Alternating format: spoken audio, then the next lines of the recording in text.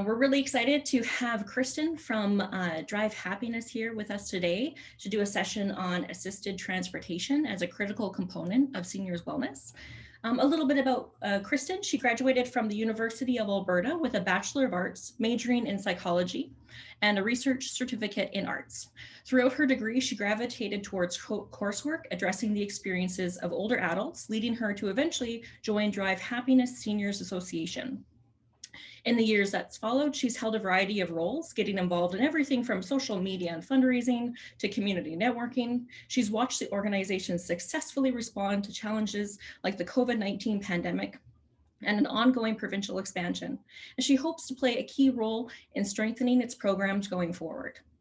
Beyond assisted transportation, Krystin's professional interests include the connections between physical and mental health, reducing barriers to access resources, and fighting ageism. She is very excited to be discussing Drive Happiness with you.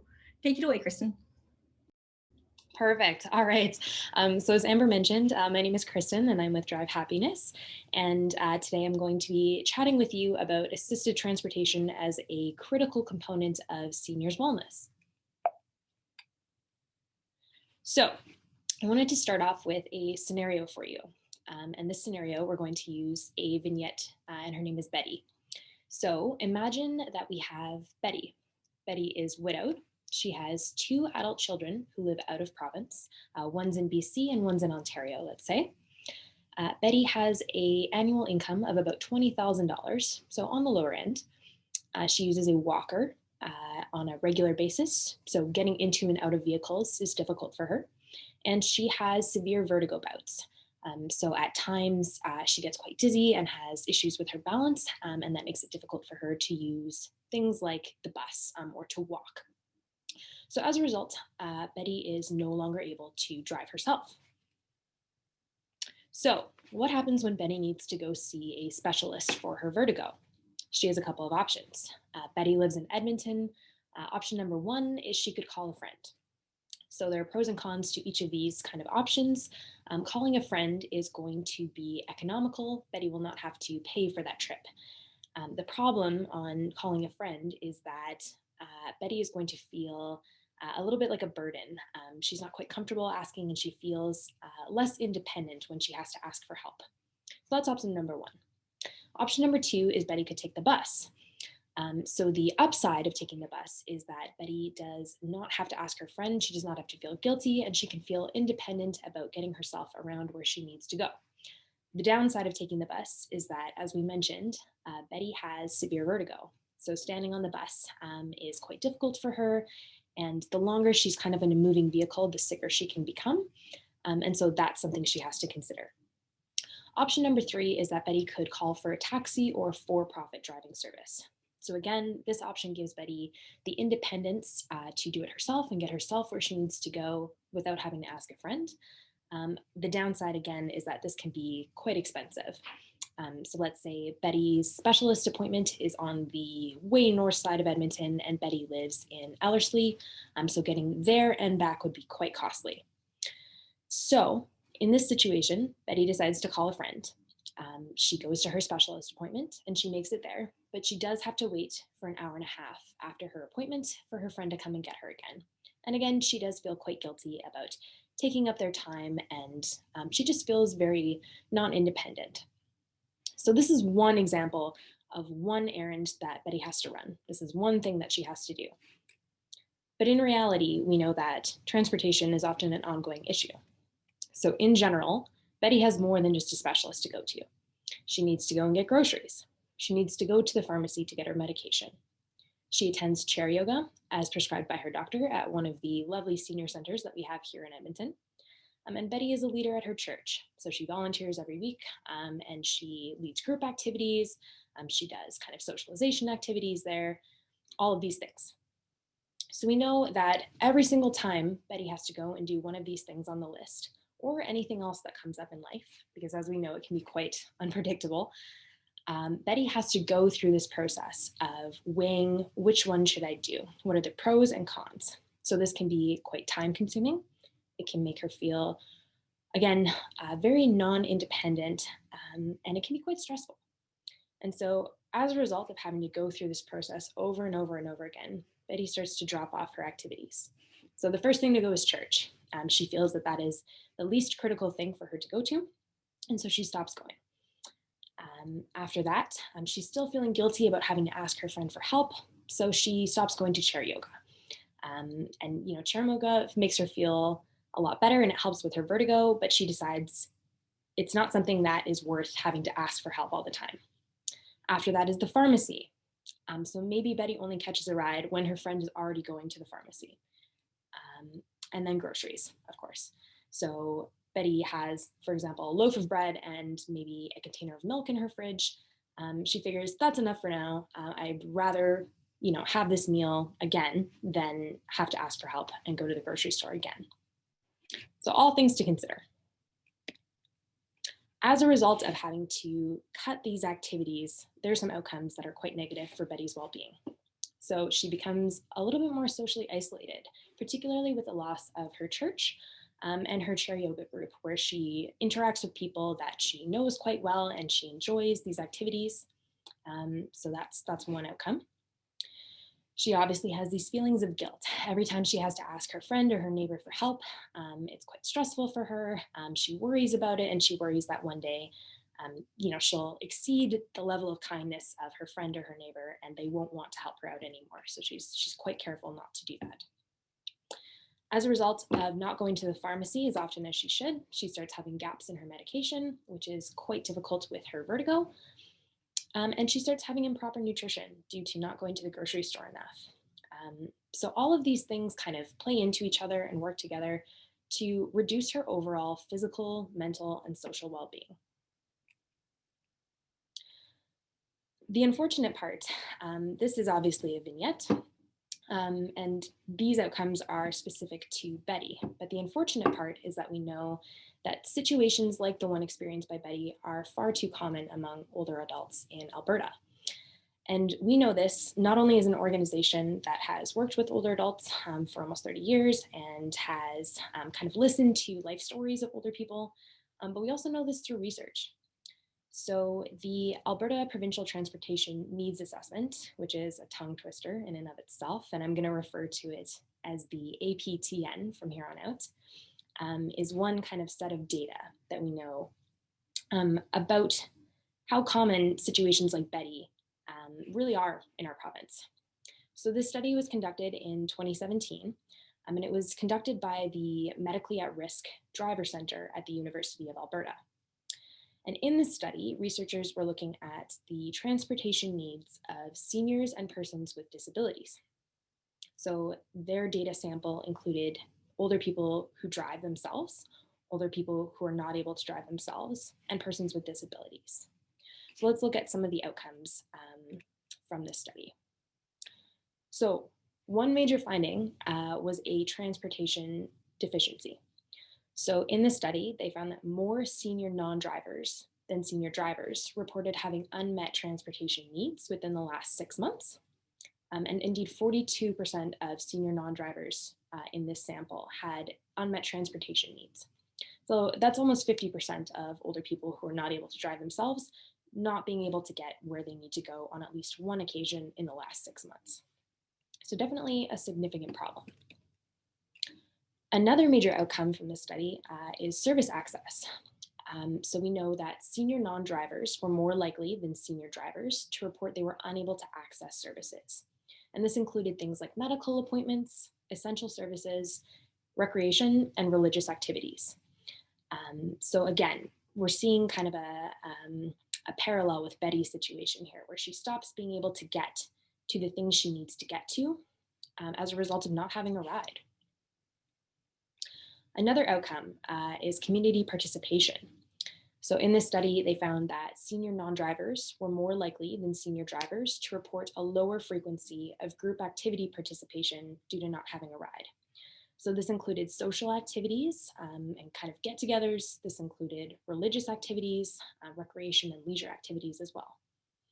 So again, this is just really reinforcing the idea that when people can't get where they need to go, they withdraw from the activities that really bolster their quality of life.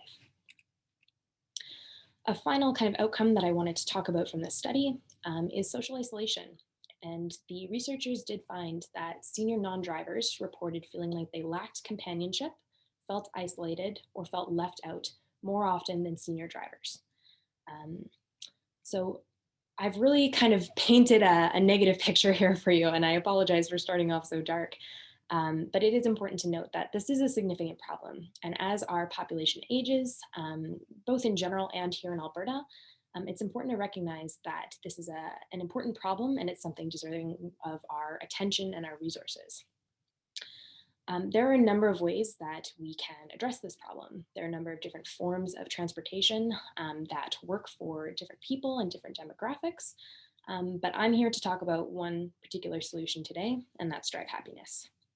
So if you're not familiar, Drive Happiness is a nonprofit organization that was established in 1998 in Edmonton, and it provides door-through-door assisted transportation to lower income older adults who are experiencing mobility barriers. Door-through-door assisted transportation, if you're not familiar, is exactly what it sounds like. So it means that a driver will come right up to your door, help you down the stairs, help you into the vehicle, drive you where you need to go, help you out of the vehicle, and take you right up to the reception at your destination. So it's really a comprehensive transportation solution. And the cool thing about Drive Happiness is that it's run entirely through volunteer drivers. So the mission of this organization is to assist seniors in remaining independent in their own homes for as long as possible. By providing mobility, Drive Happiness helps older adults achieve an independent lifestyle. So some fast facts for you. In 2020, our volunteers completed 15,298 volunteer hours. Last year, we also completed 132,415 kilometers. We served 6,000 clients in 2020, and Drive Happiness is available in 50 plus communities. So I've just included a little map here for you. Drive Happiness is in the middle of an ongoing provincial expansion, and we take on more clients and more communities every year. But as you can see, as it currently sits, we serve clients as far north as Slave Lake and as far south as kind of the Lethbridge area. We do have the vast majority of communities that we serve in the Greater Edmonton area. But again, we're working on expanding outwards so that we can help as many older people in our province as we can.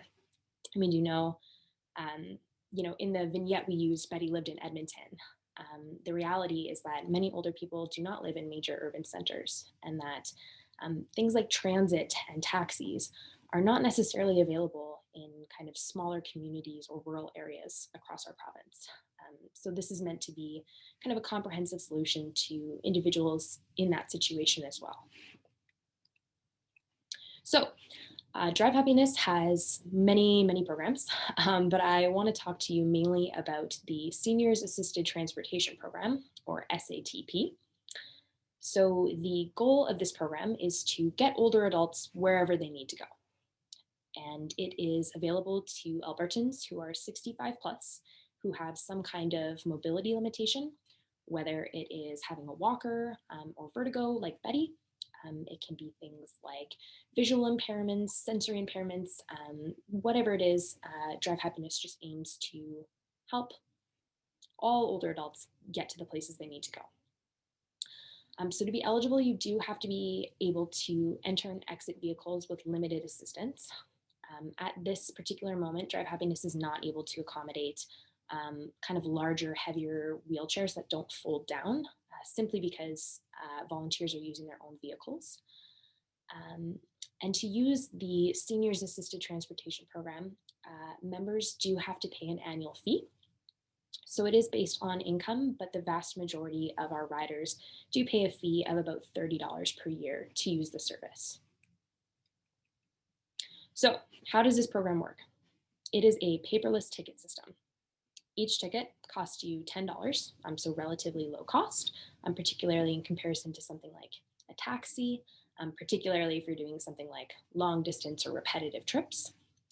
So a $10 ticket gives you 40 kilometers of driving distance or 1.5 hours of time, whichever one is exceeded first. So if you, for example, would like to go 80 kilometers or you have an appointment that's going to be 3 hours, it would be 2 tickets and it would cost you $20. We can accommodate additional stops. So for example, Betty might have to go get an x-ray at the kind of Dynalife down the street, and then afterwards she would like to pick up some groceries. So a friendly volunteer would be able to take her to both of these kind of stops and ensure that all of her needs are met, kind of in a convenient and timely manner. And the ticket fees for the system are simply to cover administrative costs and fuel reimbursement. So we do keep the fees as low as possible to make it kind of cost effective for everybody. Moving on, how do you actually use the service? So once older adults have been accepted into the program and they've paid that annual membership fee, they can begin to book rides by calling the office. So we ask for a minimum of 3 business days in advance, simply so that we have enough time to find a volunteer who's able to accommodate the requested trip. And then a volunteer will fill that ride. So our volunteers are all thoroughly screened and vetted. They complete a vulnerable sector police check, and they do have to have a clean driving abstract in order to be part of the program. They must have a well-maintained and clean vehicle, and they do often have additional training. So Drive Happiness in the past has provided training on things like dementia care and diversity, and we're always on the lookout for kind of training opportunities that are going to be valuable in this role. Another thing I should mention is that in order to book a ride, the information that we would need from a rider includes the date of the requested ride, the pickup time and the drop-off time, and kind of how long the appointment will be, things like that, if there are any additional stops. But it's quite easy and simple to book a ride. The other nice thing about this program is that while the office is only open Monday through Friday between 9 and 4:30, the program itself does not have set hours. So we have driven people to the airport, kind of late at night, or we have driven people to the hospital quite early in the morning. We do operate on weekends and holidays, so it is quite easy to use and accessible in that sense. So what do people actually use the Seniors Assisted Transportation for? Program for, I should say. The vast majority of our rides are medical, and this can be everything from Betty going to get her x-rays to things like chemotherapy and dialysis. We have a lot of clients who use the service to go and pick up groceries, to attend programming, like the great programming offered at Sage, West End Seniors, things like that. A lot of community events, so things like Heritage Days or Folk Fest, Fringe Fest, the elections that we've just recently had, things like that. Services, whether people are going to the bank or to, I don't know, maybe go see a counselor or a lawyer, things like that. And people also use the Seniors Assisted Transportation Program to visit with their loved ones. So there are lots of different applications for this service. The Seniors Assisted Transportation Program is not the only program offered by Drive Happiness. So throughout the last year, we've obviously had some changes with the pandemic. And Drive Happiness did, in fact, drive a lot of older adults to their COVID-19 vaccinations. So this included a lot of older people in rural areas as well, not just urban areas like Edmonton. And Drive Happiness also does a significant number of deliveries. So we've partnered with local food banks, including the Edmonton Food Bank, the Strathcona Food Bank, and the Leduc Food Bank to deliver essential items kind of throughout these counties. Drive Happiness has the We Deliver Happiness program in partnership with West End Seniors Activity Center.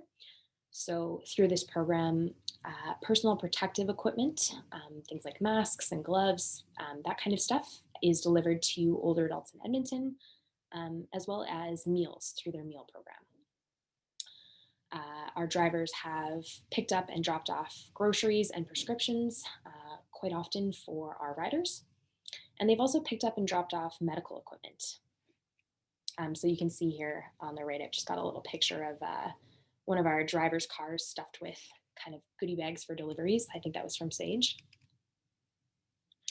So now that I've kind of told you about the program and what it looks like, let's talk about how it impacts wellness in general for older people. And the first kind of point I want to touch on is service access.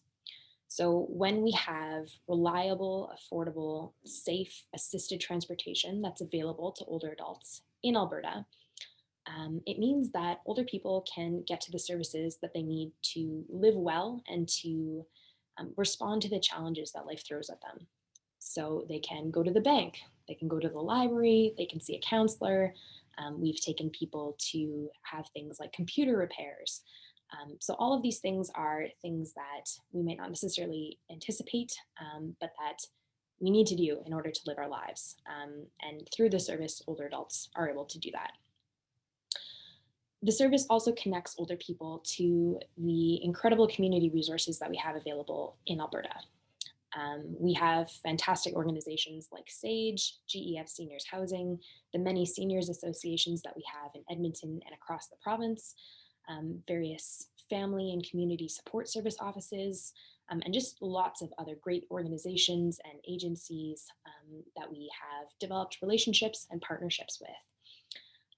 So when there is a way for older adults to get to these programs and to get to these services, they can really benefit from them and make sure that these services that are available are being utilized fully by the people who need them, and that no one is missing out on something that they would benefit from. For example, SAGE has some great programs and some great workshops, and we don't want anyone to be sitting at home missing out on these things because they're not able to get a ride. Lots of programs, particularly in light of the pandemic, as I'm sure you all know, have been adapted to be online and by phone, which is fantastic. But we do have to keep in mind that a lot of older people still would kind of prefer the traditional in-person sessions, and it is a little bit more accessible for some people. And so this is a great way for us to increase access. And just another point I wanted to touch on is that the drivers and the volunteers through Drive Happiness are incredibly knowledgeable about community resources and services for seniors. So I've got my little picture on the right here, and you can see there's some personal protective equipment and some sanitation equipment that we've provided to our drivers, but there's also some resource packets, in this case, Senior Centers Without Walls. So our drivers all carry around resource lists, and they're quite knowledgeable about kind of the different things available to older adults, and they're particularly trained to look out for these things. So our drivers have noticed in the past, for example, if someone is maybe starting to forget their appointments or showing up at the wrong time, or they're maybe dressed strangely, things like these that may be warning signs for dementia. Our drivers are trained to recognize that. They are trained to recognize if, for example, someone doesn't have any food in their fridge, or if someone is particularly socially isolated, they might be able to refer them to, for example, a great virtual program like Senior Center Without Walls. So all in all, Drive Happiness is a really great way to increase service use access. Another pillar that I wanted to touch on in terms of Drive Happiness impacting seniors' wellness is physical health. So as we mentioned earlier, medical rides are the most kind of common rides that Drive Happiness is providing. Certainly not the only rides, but definitely the most common.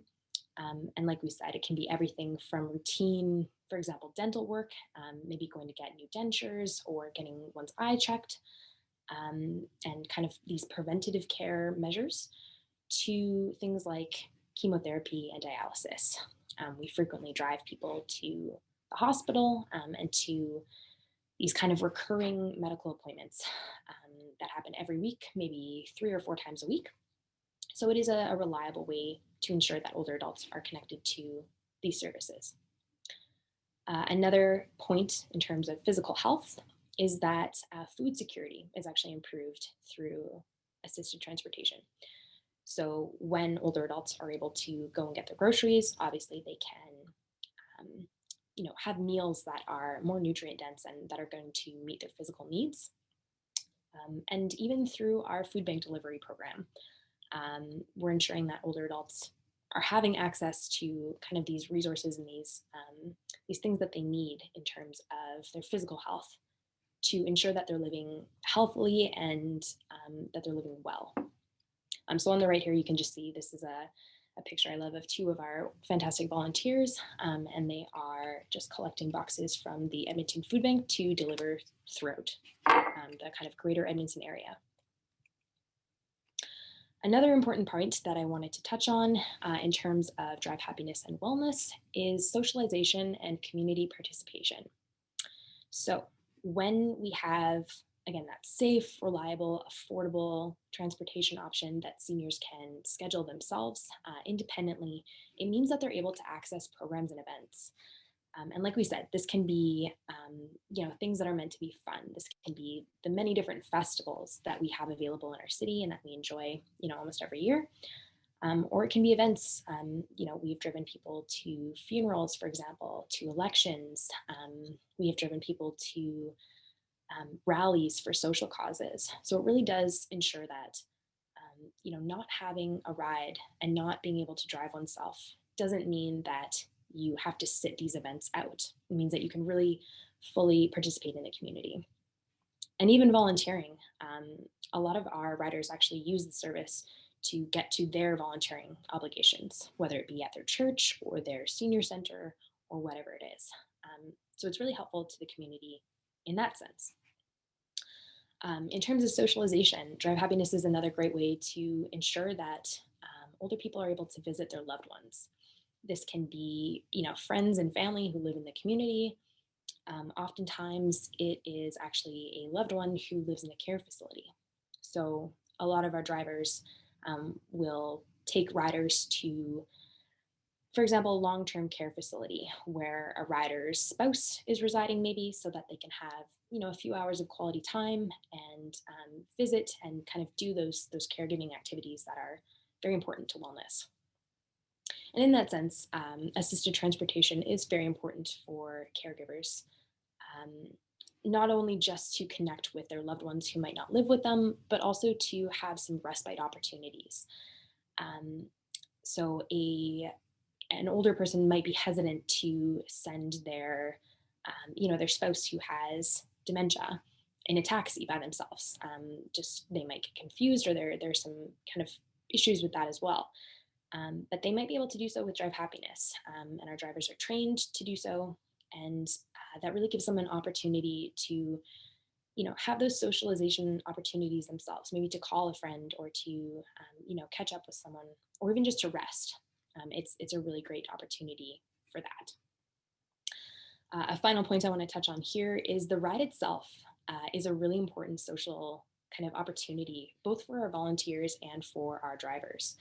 So you can see on the right here, this is one of my favorite pictures, but we have one of our volunteers offering his rider flowers on kind of a milestone drive for him. And, what you don't see in the picture is that the volunteer really has developed a fantastic friendship with the older person that he's driving. And it's a great way for people to kind of have these conversations and to build friendships that really are meaningful.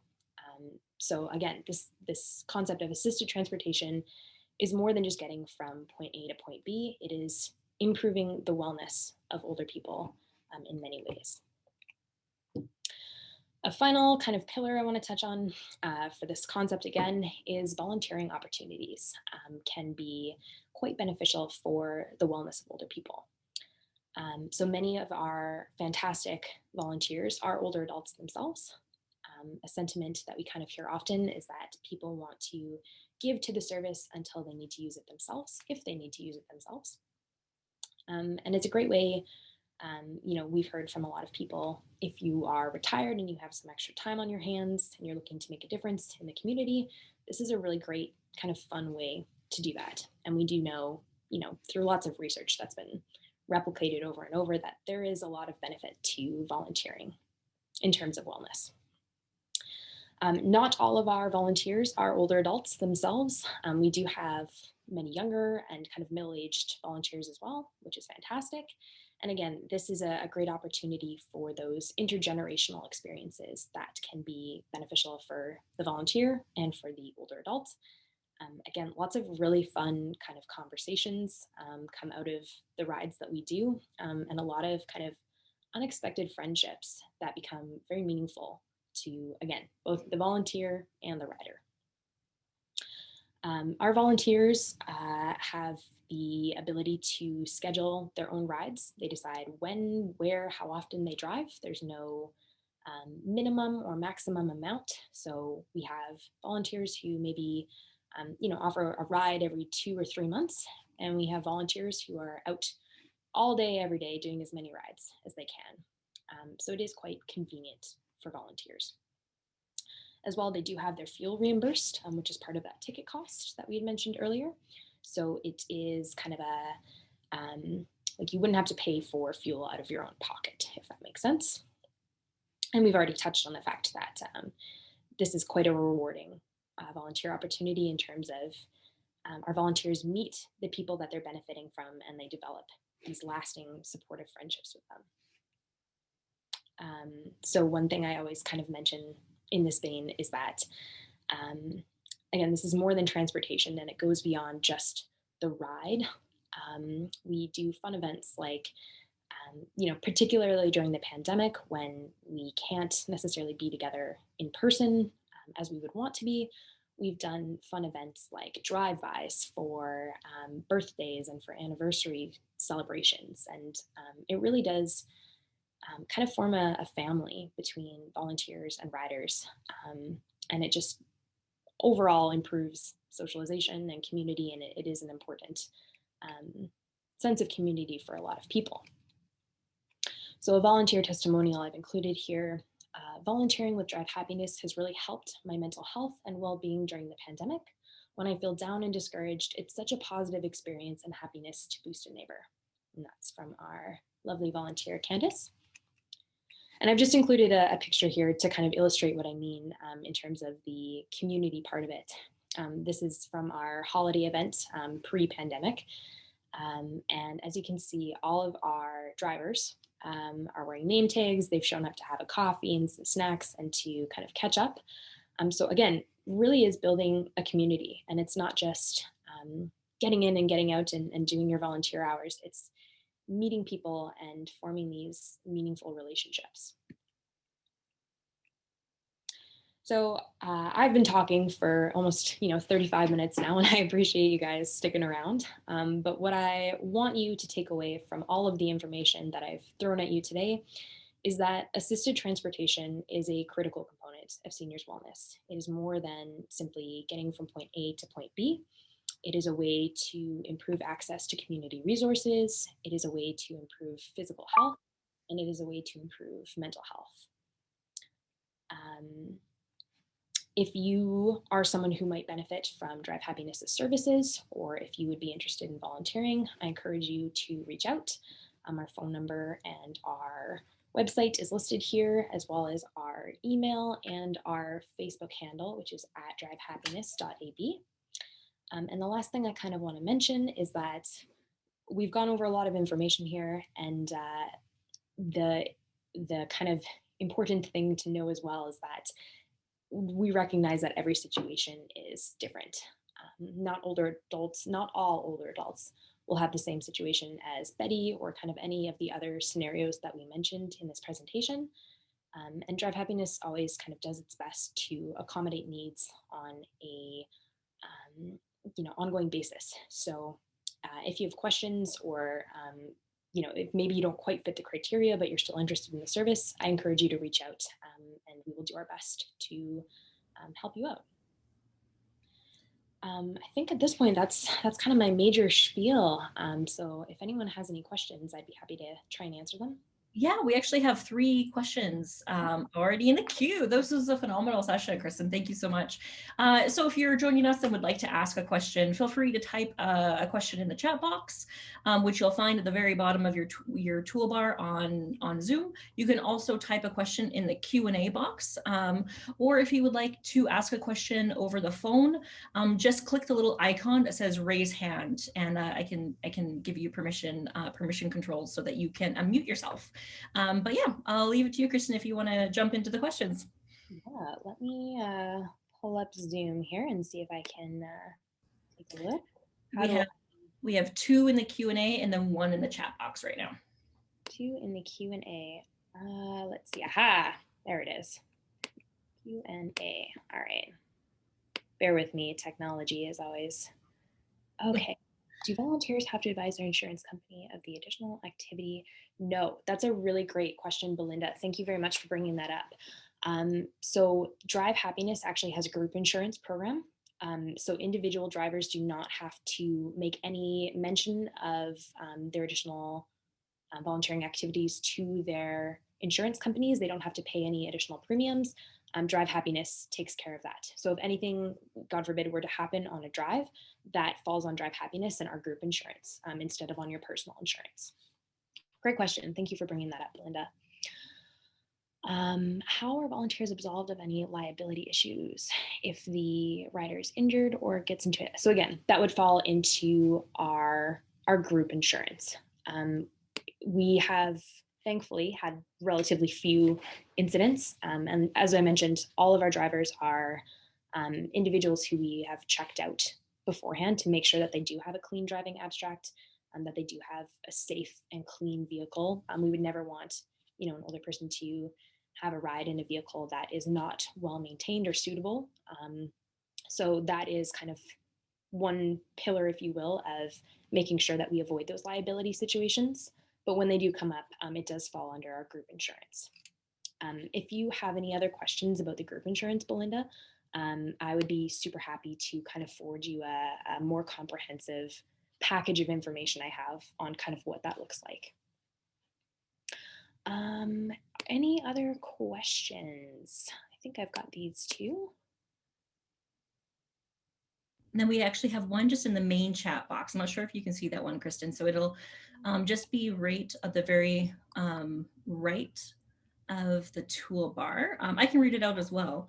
The question is, can you go get groceries and have hearing aids cleaned and returned to seniors? Some can't go to get hearing aids cleaned since COVID, as the business is no longer goes to lodges. Can they run errands without the seniors? Yes, great question. And the answer is yes.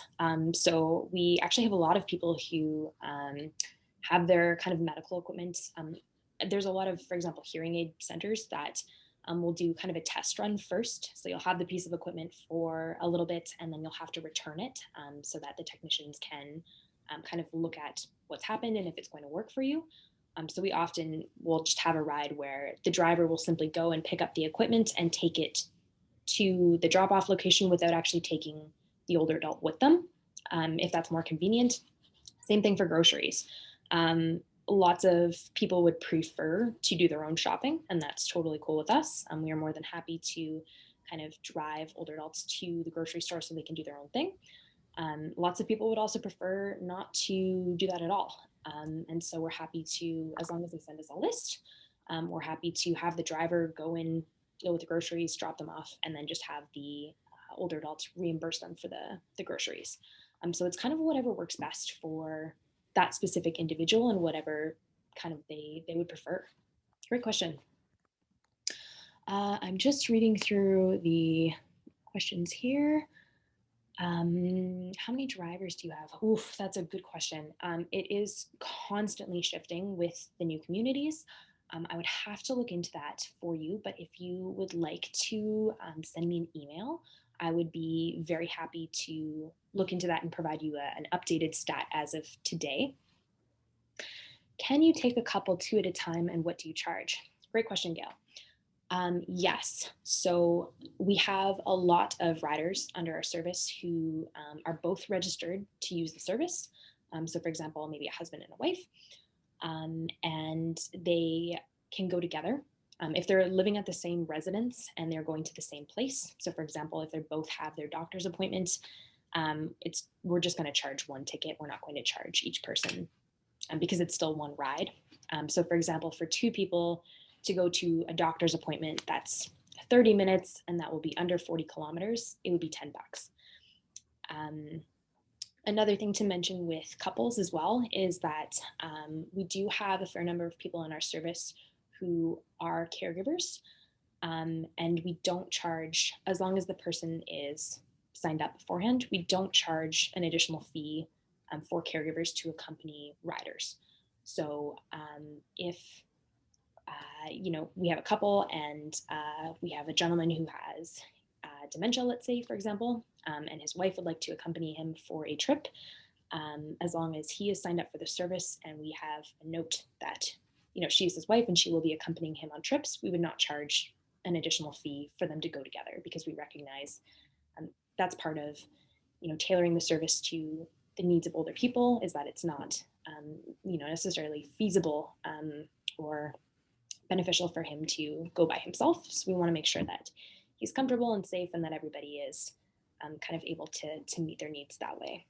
Great question, Gail. Let's see. Okay, thank you for your email address, Liza. I will make sure that I send you that information on the group insurance policy for sure.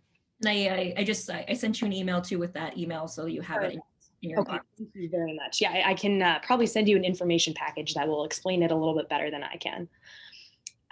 Any other questions that I can help anybody with?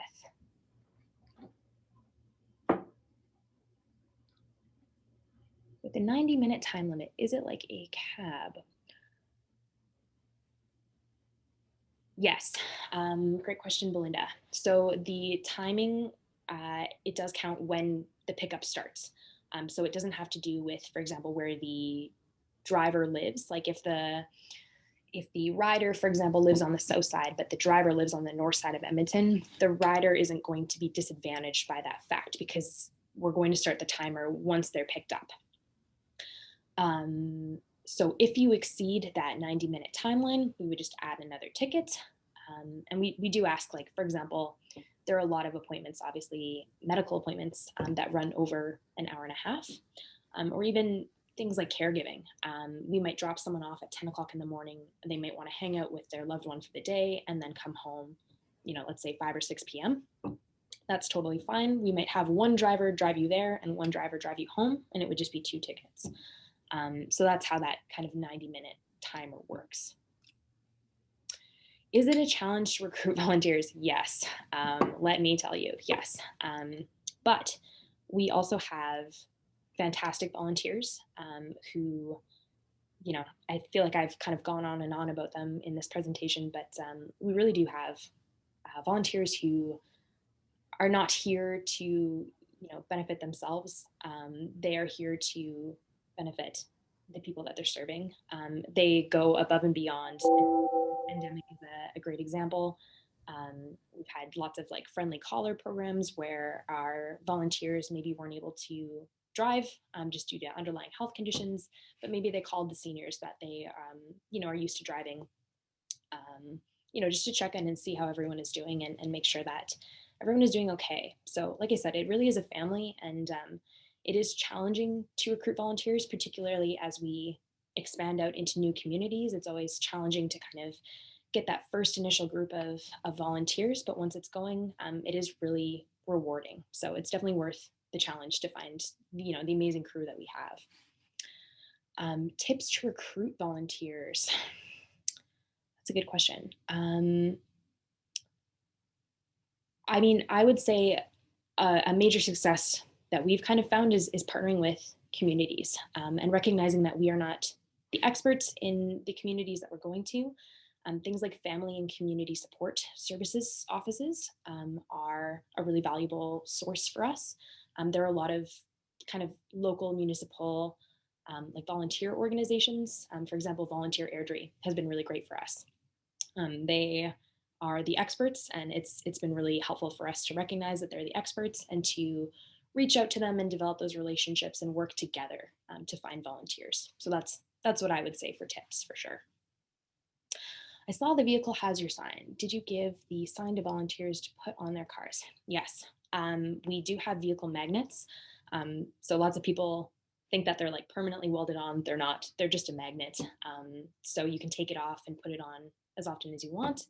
We also have lanyards for our volunteers so that, because again, it is a paperless ticket system. So it's quite helpful for the riders to see the Drive Happiness logo on the vehicle when the vehicle pulls up, and for the driver to be wearing the lanyard so that, you know, the older person knows that they're getting into the right car and that they've got the right person, particularly if they've never driven with that particular volunteer before. Over time, you do get familiar with some of the vehicles. You know, there are people who are using the service who have had the same volunteer drive them to church on Sunday, you know, almost every Sunday for the last however many years. So obviously in a situation like that, you might not have to put out the sign, but there are definitely some supplies that we give our volunteers. Thank you very much. Any other questions? We've run a couple minutes over.